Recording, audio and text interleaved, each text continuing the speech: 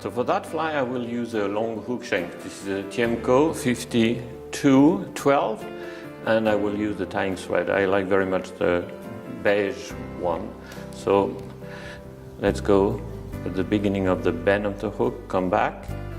And then for the tail I will use a coque de leon pardo and just some fibers. So you put the fibers straight and then in your finger you will catch a small amount like this, and then it is very well straight, and then change from one direction to another direction so you can see how long is the tail you are going to tie in.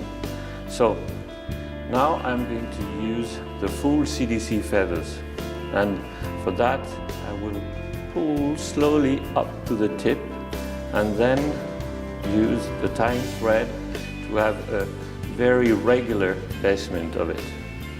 Then I cut the excess, and for that body I will use a very interesting tool, which is that tool which I call a CDC plier, and introduce the big section of the CDC first that way, then trim a little bit the excess and wrap around the hook shank. And while I am wrapping around, I'm also twisting the body. So I twist and wrap, and regularly I will get a nice conical body shape. Why?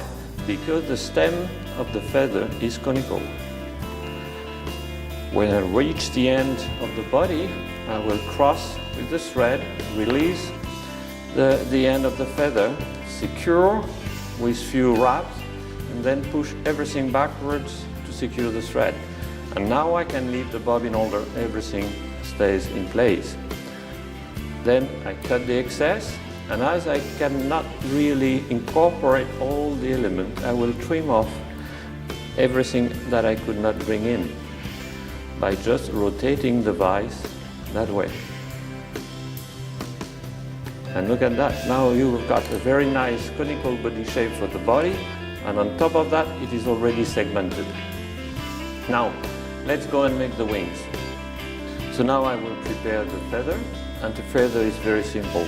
I just put the barb 90 degrees from the stem and get rid of the very beginning, which is not too nice to tie with. I will repeat the same procedure on the second feather. So once again, put the barb 90 degrees from the stem and get rid of the very beginning. Okay, now we are going to use the magic tool, table clip.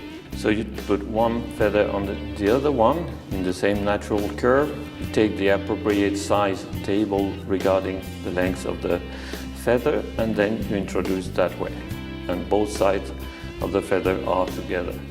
Now you can trim the excess on both sides using your scissors, and as you see the waste is nearly nothing, and you take advantage by just collecting the fibers together that way. And as you see here, the stems are nicely lined up. That means that it will be easy to trim the stem off using the long pair of scissors. And once again, the waste is nearly nothing. But now we have to do something different. We are going to use, this is that tool. Now we are going to use that tool. That tool is called the stacker. And for that, I will move the fibers from this clip to this clip. So the long fibers are sticking now out of the clip. And to pack them together, I use the stacker. And the stacker is very simple. Look at that. You put everything together that way, and then you can use that for the wing. Okay? Now you can put that straight on right after the body, few wraps to secure, and then you put your thread on the back. As you see here, I got an excess that I will trim off. It will be easier to end the fly right after. So now there is only one element missing. This is the thorax, and for the thorax I will use another CDC. Once again, a full CDC using the magic tool. So I will go now and on the table clip, and then do exactly the same procedure, trim off the excess on both sides, and then transfer to the regular clip. Trim off stem, and now we are almost ready to tie. So now I need to split the thread, and for that I will leave it as long as I can. I will untwist a little bit the thread and then use the needle and split the thread in two threads like this.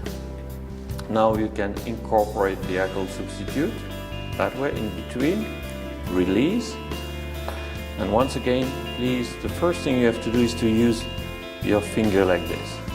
But as you see, it is not perfect. So now I need to add extra twist. I am doing that way. And then I forward those twists to this area. And not to lose them, I rewind in the bobbin so they stay stacked right here. So this is too many material. I need to dot a little bit.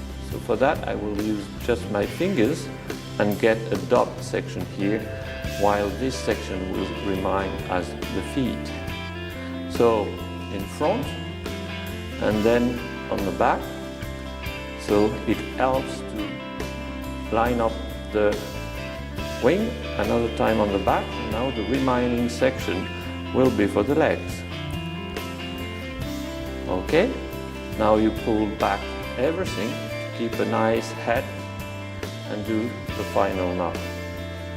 For that I'm using the whip finish.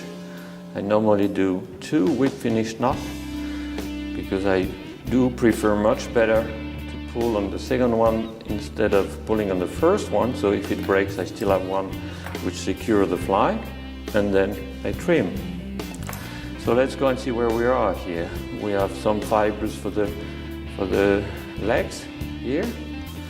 Of course, a couple of fibers need to be cut because they are too long on the knees. And then you have the wing. So the wing, you still need to cut to adjust the length. So this is the first cut, but it's not yet finished. Look at that. Here you can put the fly in that position and then make one cut like this. And now it is finished.